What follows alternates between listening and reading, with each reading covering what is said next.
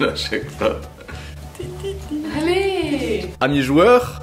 Bonjour. Et ouais, aujourd'hui je suis pas tout seul, je suis accompagné d'Elo parce qu'on va vous présenter, comme promis, notre top de l'année 2020. C'était une année assez particulière. On a des nouveaux jeux bien sûr qu'on a eu cette année, qu'on va vous présenter dans ce top. C'est ce qui nous a fait kiffer, c'est un peu ce qui a marqué notre année. C'est ce qui a marqué notre année. Quand le confinement a été fini, c'est ce qu'on a pu aussi présenter aux copains et que eux aussi ont aimé et qu'ils ont parfois acheté aussi. Donc on va vous présenter notre top 10 des jeux de l'année. Installez-vous confortablement. C'est parti pour notre top 20 de l'année de... 1020. Putain, on n'y arrive pas, c'est ouf. C'est nul, hein. Allez, on refait. Installez-vous confortablement. C'est parti pour notre top 10 de l'année 2020. Installez-vous confortablement. C'est parti pour notre top 10 des jeux de l'année 2020. C'est parti.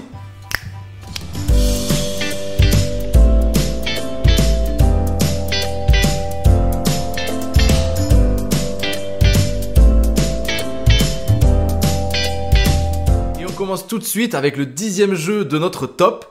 Et ce jeu, c'est Elo qui va vous le présenter. The Crew. C'est The Crew. The Crew, c'est un jeu qu'on voulait pas à la base, qui nous avait été présenté. Que je... Toi non plus. Moi je suis mouton. C'est un jeu dans lequel il faut pas parler, et donc ça nous avait déjà refroidi parce qu'il y a un jeu qu'on n'aime pas du tout, c'est The Mind, et là-dedans on s'est dit on va pas se lancer. On est allé au passe-temps, Simon a tenté de nous le vendre, on l'a pas pris du premier coup, et finalement on a succombé. Et c'est vraiment très très bien. C'est la belote. Ceux qui connaissent pas la belote, c'est un jeu de pli où on va devoir chacun jouer une carte et celui qui a la carte la plus forte de la couleur donnée remporte le pli. Jusque là c'est plutôt simple, mais... Il y a des objectifs à réaliser. Ouais. Voilà. Il y a 50 missions en fait, il y a un petit livret avec 50 missions différentes, avec des objectifs toujours plus complexes, avec des objectifs au début c'est que pour une seule personne, après ça va être pour 2, pour 3, pour 4, il va falloir les atteindre dans un certain ordre aussi, et ces objectifs ça va être justement de remporter ou pas un pli avec telle ou telle carte, donc on n'a pas le droit de communiquer, mais seulement d'une façon, comme si on était finalement dans l'espace avec notre scaphandre, on va pouvoir, il va pas falloir mimer non plus, on va seulement pouvoir indiquer si telle carte ou telle carte c'est notre plus forte ou notre plus faible dans la couleur, ou alors... C'est la seule qu'on a. Ouais, exactement, ou alors si c'est la seule. The Crew, on l'a testé à 2, c'est pas super, c'est pas le mode qu'on préfère, par contre quand le confinement a été fini, on l'a fait découvrir aux copains, et avec des copains avec qui on s'entend bien. On s'est surpris à y jouer des heures en fait. Ils sont venus passer une journée à la maison, on y a joué, et puis après, on fait cet quoi été, on continue, et puis on recontinue un peu après le repas. Ça fait 1h30 qu'on est en train d'y jouer, le temps on le voit pas passer. On a beaucoup de missions et on voit pas passer le temps, c'est sympa, on s'engueule un peu parce que vu qu'on peut pas parler des fois on se dit voilà mais pourquoi t'as fait ça voilà, et quand quelqu'un fait tout rater, il se fait un peu engueuler. Mais ouais, très bonne découverte, petit budget pour un cadeau. Ouais, pour Noël c'est le top, en plus ça reste universel, hein. Je pense que tout le monde peut y jouer, les grands-parents aussi connaissent ça, et il y a toujours cet aspect évolutif, 50 missions, faut y arriver, c'est de plus en plus dur, et on a toujours envie d'y rejouer, donc The Crew édité chez Yellow, c'est vraiment une bonne pioche et on vous le recommande. Et on continue avec notre 9e jeu dans notre top de l'année. Et ce jeu, c'est encore une fois, c'est Elo qui va nous le présenter. Ah, parce que je suis juste à côté. Elle est juste à côté, c'est pratico-pratique. Voilà. Attention.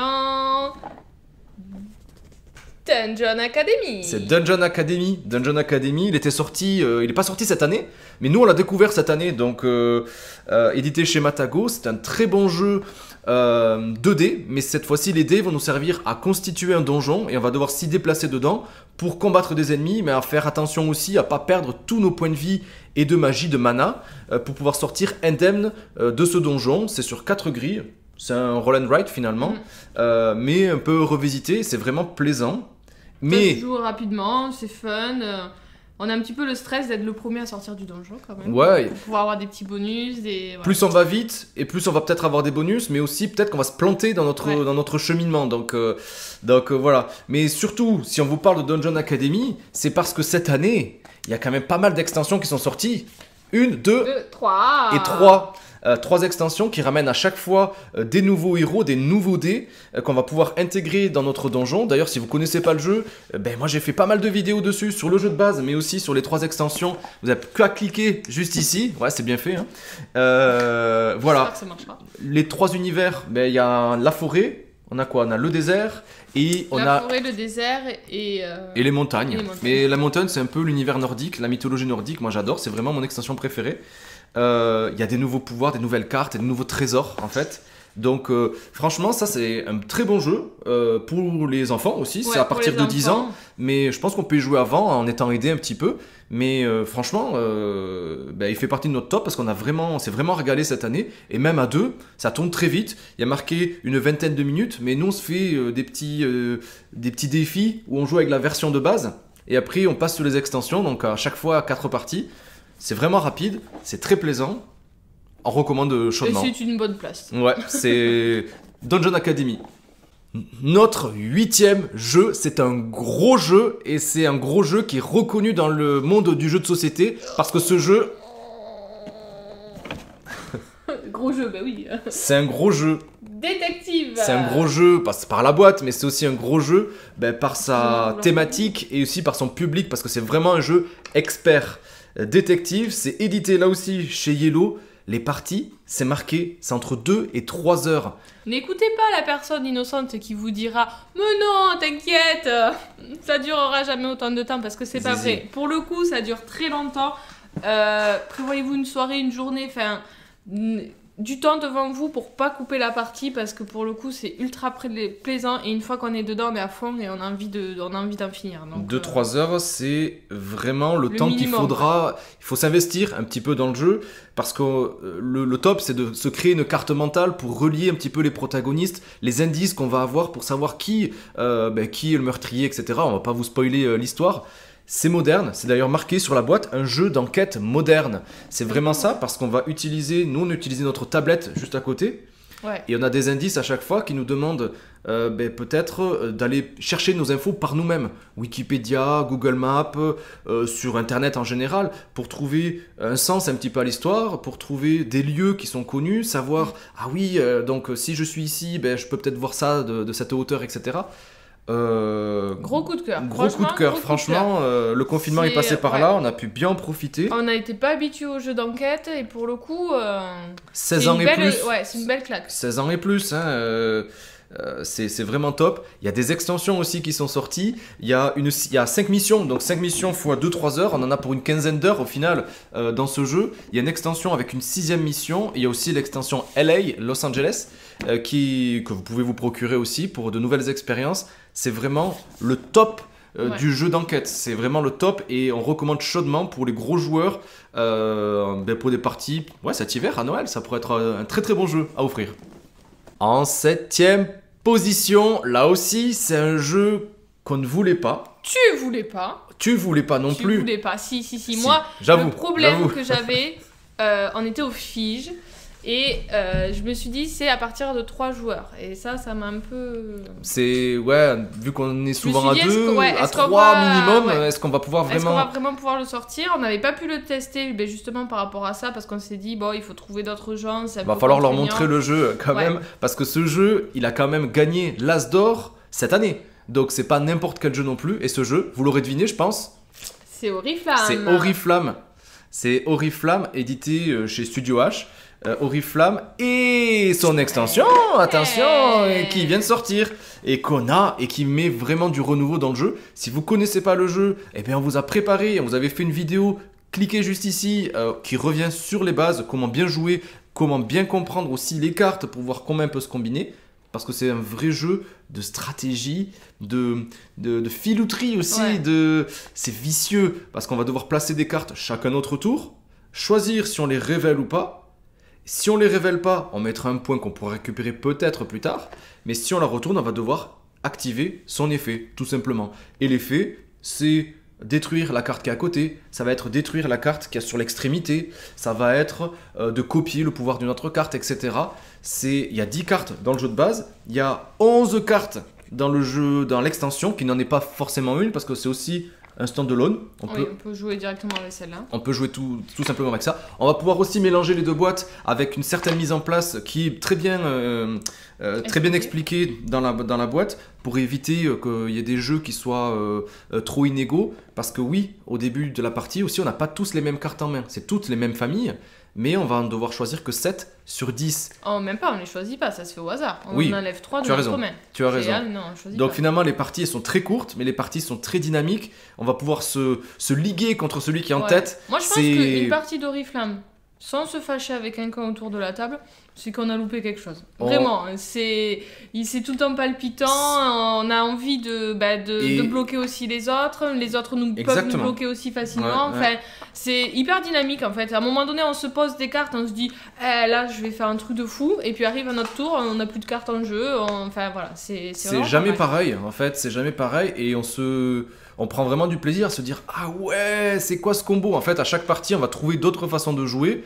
parce que les cartes, ben, il y en a 10, 21, plus une carte bonus, si vous l'achetez, là, il y a des cartes bonus aussi, donc ça fait 22 cartes, et on n'en tirera que 7 à chaque fois. Et ce qui est donc, plaisant, moi je trouve, ce qui est plaisant maintenant, non, parce qu'on commence à connaître les cartes, mais au début, quand on connaît pas les cartes et qu'on en a évincé 3 de notre jeu, on voit les autres joueurs jouer des cartes et on se dit, mais elle est trop bien cette carte, mais moi je l'ai pas dans ma main. Exactement. Et puis c'est là qu'on se Ouais. rend compte que le hasard a fait les choses, et des fois on se rend compte qu'on a évincé les trois plus fortes cartes, ou enfin des choses qu'on aurait préféré avoir et jouer, et Et c'est peut-être aussi vraiment pas mal. les utiliser différemment, se Ouais. dire ah ouais, il a bien joué là sur ce Au coup. tout début, moi je me rappelle les souvenirs des premières parties, c'est de me dire, mais elle est trop bien cette carte, et Non, puis mais surtout, discrètement regarder, me dire, Tu mais te je l'ai rappelles, mais pas, quand quoi, on avait dégoûté. joué avec les copains, on a fait mais il est bien ce jeu quand même, hein. En fait, on n'y avait jamais joué forcément à 2 parce que c'était à partir de 3, même s'il y a des règles qui spécifient un peu comment jouer, mais je trouve que c'est vraiment beaucoup plus plaisant à 3 Ah ou à ouais, 4. c'est Et clair. on s'est regardé et on a dit mais c'est quand même super bien.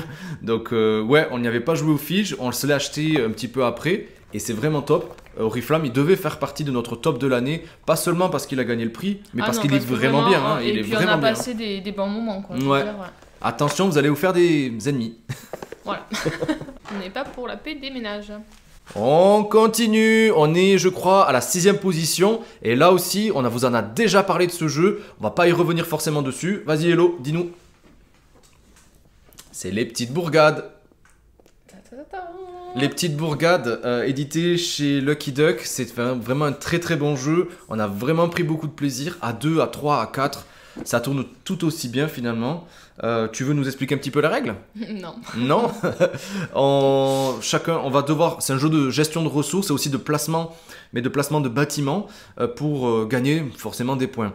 On va devoir choisir une ressource chacun notre tour, la pierre, le bois, la paille, le verre, etc. Et on va devoir les placer sur un petit carton de 4 fois 4 cases. Une fois qu'on aura posé plusieurs ressources selon finalement Une petite forme Tetris. une hein. forme de Tetris, un carré, un T, etc. Et ben on va pouvoir construire le bâtiment adéquat. Si un bâtiment demandait ces ressources-là, hop, on les retire de notre Carton. de notre carton, ouais, de notre plateau, et on va pouvoir placer, hop, la petite bourgade. Voilà, on va pouvoir placer le bâtiment adéquat, et en fonction des placements des bâtiments, bien sûr, on va pouvoir combiner tout ça, et ça va nous donner des points. C'est vraiment trop bien, mais moi je suis vraiment très nul. Oh non, oui, Si. on a fait des scores négatifs, hein, moi aussi. Si on fait pas attention, on peut vraiment En se fait, faire le des scores problème, négatifs. c'est que si on attend trop une ressource pour finir une forme et qu'elle ne sort jamais ou qu'elle n'est pas choisie par d'autres personnes, ben on se tue complètement notre plateau, on se tue la grille, et du coup après On peut le voir on juste est complètement bloqué, quoi. Donc il y a une part de hasard, et puis voilà, faut arriver à réfléchir, se laisser plein de possibilités. Donc au début c'est facile parce que le plateau est vide, et puis plus le plateau se remplit, plus ça Et plus on devient se dit, compliqué. ouais, mince, j'aurais et peut-être pas dû mettre cette ressource-là, elle va être morte, voilà. Ou alors on est très nul et on sait pas faire des super scores, donc si vous savez faire des À super force d'y scores, jouer, je pense qu'on va comprendre un petit voilà, peu mais mieux. Hein. c'est pas pour autant qu'on n'aime pas ou qu'on le ressort pas, ou Et voilà. ça, on adore le présenter aussi aux copains. Ben, quand le confinement a été fini, et on a hâte de le présenter après À ce d'autres deuxième personnes, confinement, ouais. parce que c'est vraiment trop bien. Et il y a un mode un petit peu moins contrôlable, un peu plus hasardeux. Je crois que ça s'appelle le maître d'hôtel, où là, les cartes et les ressources, on va pas les choisir chacun notre tour. On les tire au sort. On les tire au sort, en fait. Hop, ben, tout le monde va placer un verre, tout le monde va placer une pierre, etc. Et on va devoir faire avec.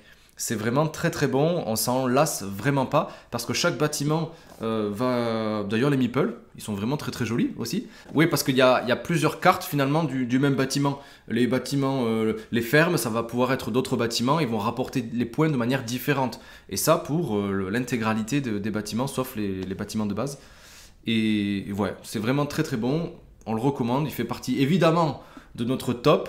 Et il aurait pu être un petit peu plus haut, mais vous allez voir ce qui suit. Il y avait trop de choses. Hein. C'est quand même très très bon et il faut faire des choix. Et on est presque à la moitié, on est à la 5e place. Ben, c'est la moitié. Non.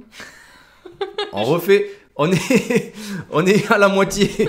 On est à la moitié de ce top, on est à la 5e place. Et là, on va vous parler d'un jeu qui se joue uniquement à 2 joueurs et qu'on a vraiment adoré.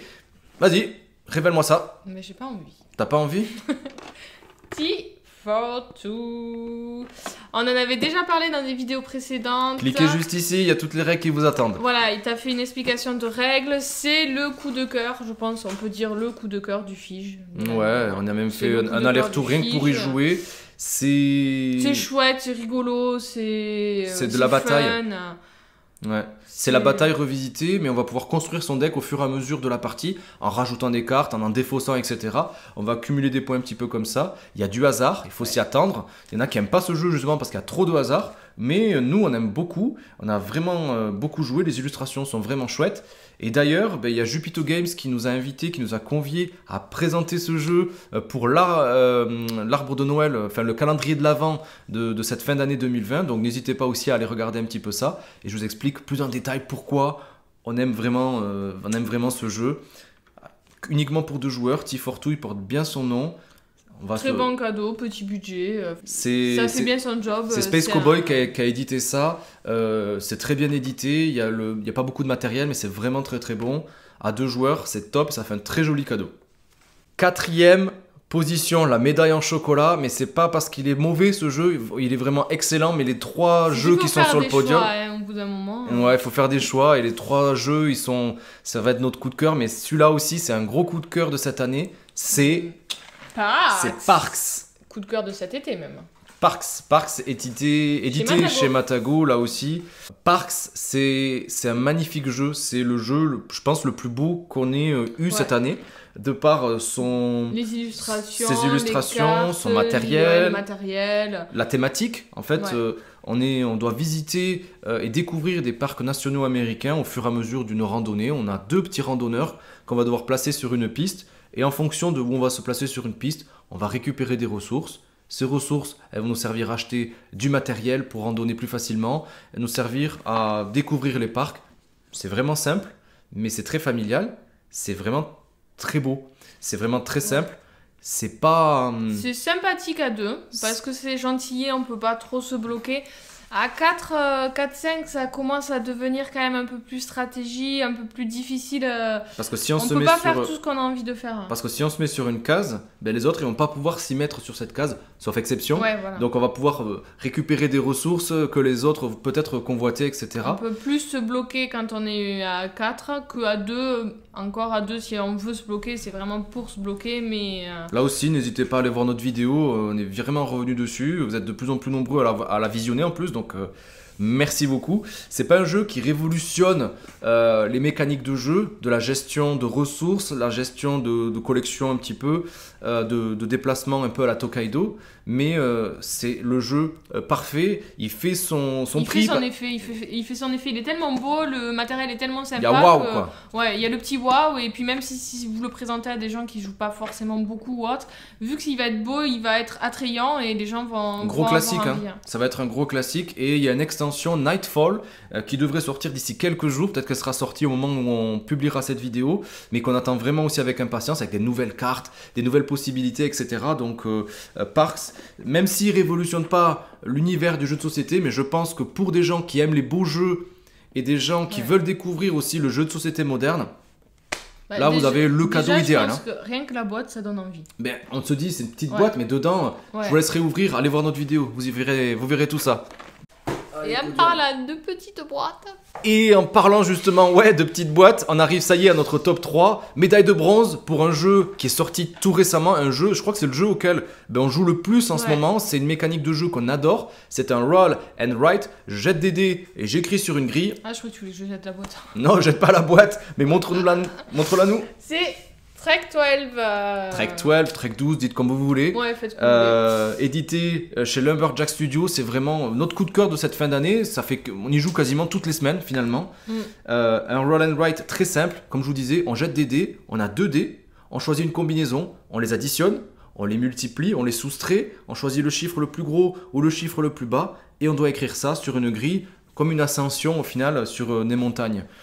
Ça paraît super simple. Mais en fait, pour faire des gros scores, il va falloir prendre des risques aussi, bien combiner les cartes, parce qu'il y a des cartes aussi qu'on peut gagner selon qu'on fasse certaines combinaisons. Et le but, ça va être de mettre les chiffres de manière adjacente et dans l'ordre croissant pour gagner des points, ou alors faire des zones aussi. En mettant tout le temps le même chiffre. En mettant le même chiffre, on fait des zones, c'est ça. Et c'est excellent, c'est notre coup de cœur Roll and Write de l'année. On adore cette mécanique de jeu. Il y a 3 modes de jeu. Le mode solo qui est vraiment bien fichu et qui renverse totalement la façon de jouer. Il y a le mode express où on prend une carte idéale pour débuter et on y va. Et il y a aussi le mode ascension ou expédition où là c'est une sorte de campagne sur 3 grilles de difficulté croissante. Il manque rien à ce jeu. Et en plus... ah oui, en plus... Selon les objectifs qu'on remplit, il y a des enveloppes à ouvrir qui débloquent des choses. On va pas trop en dévoiler. Là, il nous reste une enveloppe à ouvrir. Par exemple, il faut faire une cordée de 13. C'est-à-dire qu'il faut faire des chiffres de 0 jusqu'à 12, parce que c'est le score le plus haut qu'on pourrait faire. De 0 jusqu'à 12, il faut faire tous les chiffres dans l'ordre... qu'ils soient tous à côté. On n'arrive pas pour l'instant à le faire. Donc, si vous voulez nous aider. Voilà. Mais on sait même pas ce qu'il y a dedans, on imagine. On se doute de ce qu'il y a dedans, mais c'est vrai que pour le coup, je pense qu'il nous reste encore quelques parties à jouer pour pouvoir le débloquer. Je crois qu'il y avait 6 enveloppes, donc il y a aussi ce côté un peu évolutif parce que le jeu va grandir au fur et à mesure que vous allez y jouer. Ça donne du challenge, ça donne envie. Il y a des fois, on se tue la grille. Moi, je me suis tué la grille à attendre un numéro, un truc, pour pouvoir débloquer une enveloppe que je n'ai pas jamais ouverte, vu que c'est finalement toi qui l'as fait la partie d'après. Mais voilà, ça donne ça donne une autre vision du jeu. On a envie de gagner, mais moi j'ai plus envie d'ouvrir ces enveloppes, donc je me lance. Parce que les enveloppes, le premier qui va l'ouvrir, il va avoir des bonus, etc. Et puis on vous spoil pas tout ça. Voilà, c'est fun d'ouvrir les enveloppes, ça fait évoluer le jeu, Dites-nous si ça vous intéresse, parce que moi j'aimerais vraiment vous présenter ça aussi en vidéo, peut-être avec un début de partie filmée aussi, donc si ça vous intéresse, je pense que vous devez peut-être le connaître aussi. Franchement, il est sur notre podium. Il est sorti récemment, mais gros succès, gros coup de cœur. Et il y a marqué juste Himalaya. Je pense qu'ils feront d'autres aussi thématiques. Des extensions, des nouvelles grilles, c'est propice à ça. Et on a vraiment hâte, nous, à foncer dessus. Ça, c'est clair et net. Et précis. On y arrive, ça y est, on est à la 2e place. On enlève les petits jeux parce que là c'est un gros jeu, la boîte elle est énorme, je crois que c'est un des jeux les plus gros qu'on ait nous dans notre ludothèque. Ah oui, il y a Gloomhaven, oui c'est vrai. C'est mort. Gloomhaven, j'ai l'impression que le top 2 c'est plus mon jeu et le top 1 c'est plus ton jeu. On verra, mais c'est des jeux où on se... qu'on aime autant l'un que l'autre, mais en tout cas celui-là c'était un jeu que je voulais. Il y a un jeu un peu plus féminin, un jeu un peu plus masculin, vous allez voir. Ouais. Allez, j'attrape la boîte. Je descends la cape, j'ai la première fois. Roulement de tambour. Vas-y, montre-nous ça. Attention. L'île des chats. C'est l'île des chats. L'île des chats, on a succombé, mais je l'avais déjà présenté dans une petite vidéo de cet automne. Là. On a succombé aussi par la vidéo du passe-temps avec Rachel qui en parlait. Ouais, c'est gros, c'est bien, c'est beau, c'est super génial en fait. Les règles ont l'air un peu difficiles, mais au final, quand on y joue, en fait, c'est fluide et ça passe, quoi. C'est pas si compliqué que ça. Il y a pas mal de rejouabilité aussi. Ouais. On doit sauver des chats d'une île et les amener sur notre bateau. Et on va devoir les attraper, les mettre sur notre bateau et les mettre en famille par couleur, parce qu'il y a plusieurs couleurs, à la façon un petit peu d'un Tetris. Il va falloir bien les combiner, bien choisir et gérer un petit peu nos ressources aussi.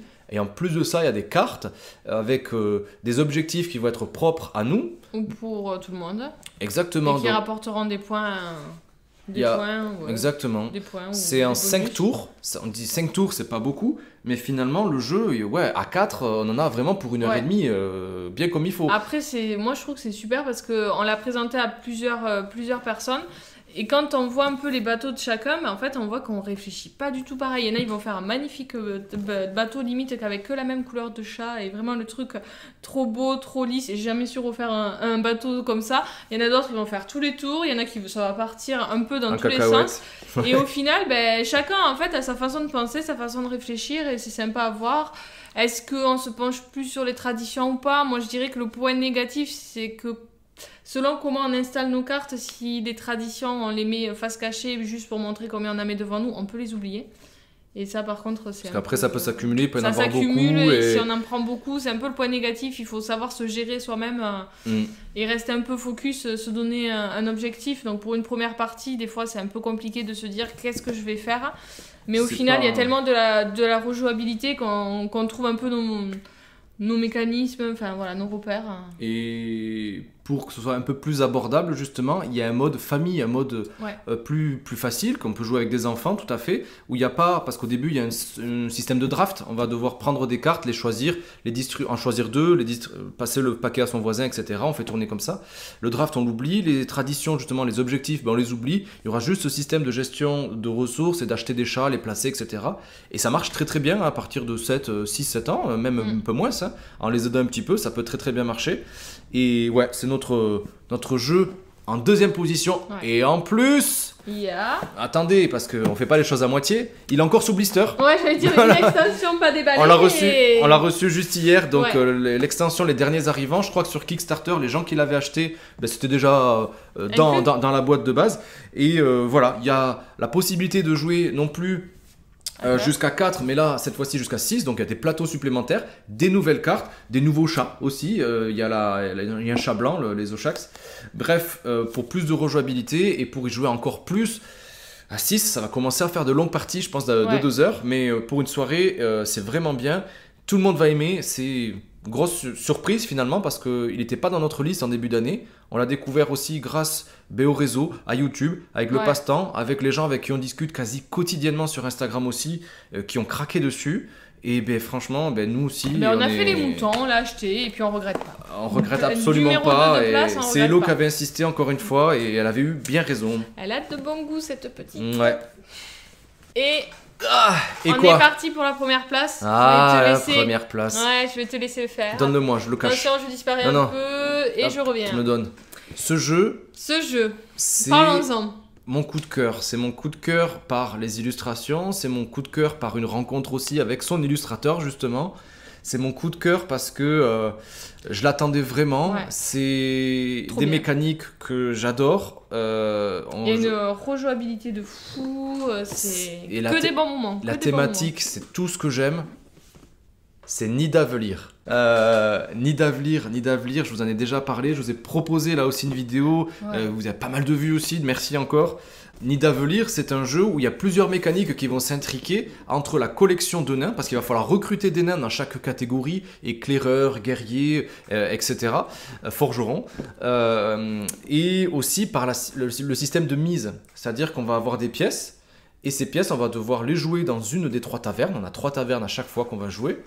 Celui qui va miser la pièce la plus forte va pouvoir choisir le nain de cette taverne en priorité. Si on choisit d'utiliser la pièce la moins forte, on va pouvoir troquer 2 de nos pièces contre une pièce de la valeur de l'addition de ces 2 pièces. Et ainsi, on va pouvoir faire pour les prochains tours des mises de plus en plus fortes pour peut-être gagner davantage de points et être le premier à gagner ces points, à gagner ces nains. C'est trop beau, c'est en noir et blanc et les couleurs elles sont juste distillées comme ça, on s'y reconnaît forcément. C'est vraiment très simple finalement à comprendre. Il y a ce système aussi de chef, c'est-à-dire que si on arrive à recruter des nains de chaque catégorie, il y en a 5, et bien on va pouvoir recruter à ce moment-là un chef nain avec des pouvoirs beaucoup plus importants qui eux aussi font partie des catégories de nains, ou alors il y a les neutres aussi. Enfin, il y a plein de façons de scorer. C'est édité chez Greux Games, ils ont fait très très très très très fort. J'espère que le Père Noël, il va être sympa. J'étais super sage cette année parce que le 10 décembre prochain, il y a l'extension qui sort. Elle Eh ben, petit Papa Noël, si tu nous entends. On croise les doigts. C'est mon jeu préféré. Je vous l'avais déjà présenté, mais je vous le montre. On en avait parlé. Hein. Ouais, on en a pas mal parlé aussi. En fait, on l'avait acheté au festival de Cannes et Monsieur Minguez m'avait fait cette jolie dédicace. C'est juste génial. Voilà. Nidavellir, c'est notre top jeu de cette année. Je savais que j'allais l'adorer. Je pensais pas que il serait pas surpassé. Ouais, je pensais pas qu'il allait pas être surpassé. Et finalement, on y joue avec plaisir. Les copains, ils adorent aussi. À 2, encore une fois, ça peut très bien tourner. Ça passe facile. À 2, c'est vraiment chouette. À 4, encore plus. Mais faut pas hésiter. Celui-là, pour nous, ça reste. C'est devenu un grand classique, une valeur sûre. Si vous voulez faire plaisir, allez-y, foncez. Je sais pas quoi vous dire de plus pour vous convaincre. Essayez-le, et je pense que vous pourriez que succomber. Donc voilà, Nidavellir. Que t'en penses quoi, toi? Bah oui. Ok. T'es trop dans ton speech, là, t'es trop fort. Et ben voilà, notre top de l'année 2020 est terminé, vous avez vu. C'est pas forcément que des jeux qui sont sortis cette année. Nous, c'est les jeux qu'on a préférés, c'est les jeux auxquels on a le plus joué, c'est ceux qui nous ont le plus fait vibrer, qu'on a le plus présenté, enfin voilà. C'est les jeux qu'on a aimé présenter. Qui ont marqué un peu notre année, après tout. On va vous préparer aussi, il y a d'autres choses en préparation pour cette fin d'année. Les jeux préférés cette fois-ci de l'année, classés par catégorie, enfant, familial, expert. Il y a ça qui est prévu aussi. Ça, c'était vraiment notre top de l'année, j'espère. Que cette vidéo vous a plu. Ça faisait peut-être des idées. Ça faisait longtemps que vous n'avez pas vu Hello aussi, donc enfin elle a pu m'accompagner sur cette vidéo. Ça m'a fait plaisir qu'elle soit avec moi, avec vous aussi pour vous présenter ce top là. Si ça vous a plu, vous savez ce qu'il vous reste à faire. Des pouces, allez-y, balancez-nous des pouces, ça nous fait plaisir. On vous répond aussi aux commentaires que vous nous laissez, c'est toujours bienveillant. Merci énormément, vous êtes de plus en plus nombreux, je crois qu'on a dépassé les 1300. C'est juste incroyable, merci beaucoup. Et comme toujours, vous le savez, maintenant vous en avez l'habitude, on vous laisse avec un catalogue de vidéos sur lesquelles vous allez pouvoir tomber. Là tu vas être caché mais c'est pas grave. Ça. Et comme toujours, vous en avez l'habitude maintenant, on vous laisse avec un catalogue de vidéos pour vous faire plaisir, pour découvrir peut-être des jeux que vous connaissez pas. Allez-y, c'est fait pour ça. Et comme toujours, on vous dit à très vite sur Il était un jeu. Ciao les amis.